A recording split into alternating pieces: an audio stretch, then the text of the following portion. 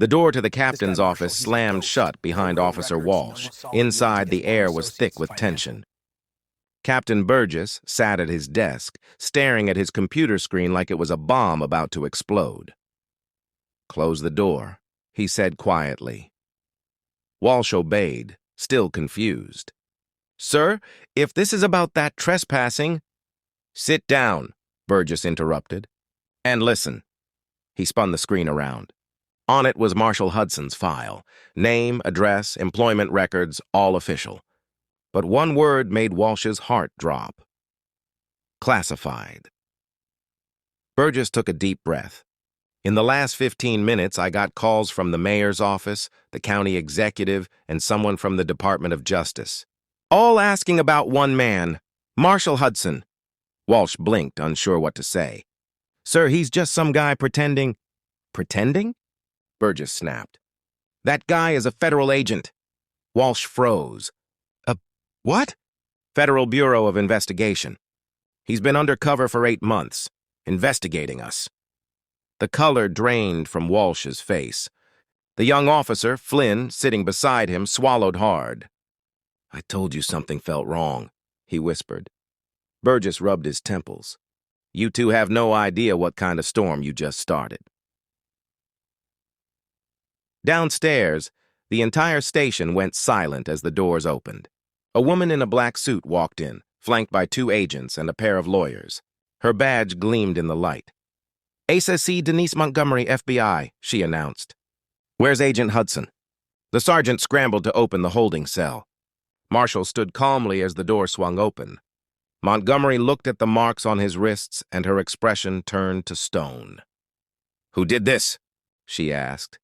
"Officer Trevor Walsh," Marshall replied. "Badge number 3825. Bring him down," she ordered. "Now." Marshall changed back into his clothes. His badge hung visibly around his neck now, the gold shining under the fluorescent lights. The same man who was treated like a criminal minutes ago now stood tall, composed, and powerful. The footsteps came, nervous, uneven. Walsh and Flynn entered, led by the captain. When they saw Marshall, their faces went pale. Marshall looked at them, voice calm but sharp. "Officer Trevor Walsh, Officer Garrett Flynn. I am Special Agent Marshall Hudson with the FBI's Public Corruption Unit. For the past 8 months, I've been investigating this department for civil rights violations and abuse of power." No one moved. The entire room froze. "This afternoon," Marshall continued, "you gave me everything I needed to finish the case." Montgomery stepped forward. "You're not under arrest yet. But as of this moment, you're both subjects of a federal investigation." Walsh opened his mouth to argue, but no words came out. Flynn looked down, ashamed. That night, in a small conference room, the truth came out. Marshall presented everything: 8 months of reports, hidden footage, and patterns of discrimination buried by the department. 13 complaints against Officer Walsh, he said, clicking through photos. All dismissed. 8 for racial profiling, 3 for excessive force, 0 discipline. The captain's face turned gray. Montgomery spoke firmly. "We're placing this department under federal review effective immediately." Marshall looked across the table. "You thought I didn't belong in my own neighborhood. Turns out, I was investigating how officers like you treat people who look like me." The silence that followed was deafening.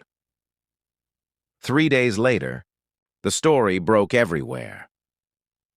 FBI agent arrested at his own pool. Racist officers under investigation. News crews surrounded Riverside Estates. The clip of Marshall being arrested went viral, viewed millions of times. People across the country spoke out. Hashtags flooded the internet. "Swimming while black, justice for Marshall, badge of truth." The department scrambled. Officer Walsh was suspended. Investigators arrived, and for once, people were watching. Weeks later, Marshall sat on his porch as the sun set. His wife, Vanessa, placed a hand on his shoulder. "You really let them arrest you?" she asked quietly. Marshall nodded. "It was the only way to show the truth." She sighed, half proud, half afraid. "You could have been hurt." I know, he said softly, but some lessons need to be seen, not told. Their daughter, Claire, peeked through the doorway. Daddy, are the bad cops going to jail? Marshall smiled sadly. We're working on it, sweetheart. Months passed. The investigation turned into a full-blown federal case. Walsh was charged with civil rights violations, false arrest, and use of excessive force. His career ended the day he put those cuffs on the wrong man. Marshall testified in court, calm as ever. Bias isn't always loud, he said to the jury. Sometimes it's silent, hidden behind a badge and a smile. But that doesn't make it any less dangerous. The verdict came quickly, guilty on all counts. Outside the courthouse, reporters crowded around Marshall. Cameras flashed. One asked, Agent Hudson, what message do you have for people watching this case? Marshall looked straight into the camera. Justice isn't a privilege, he said. It's a right. No one should be treated like a criminal for simply existing. Not here. Not anywhere. The crowd went silent. That evening, Marshall returned home.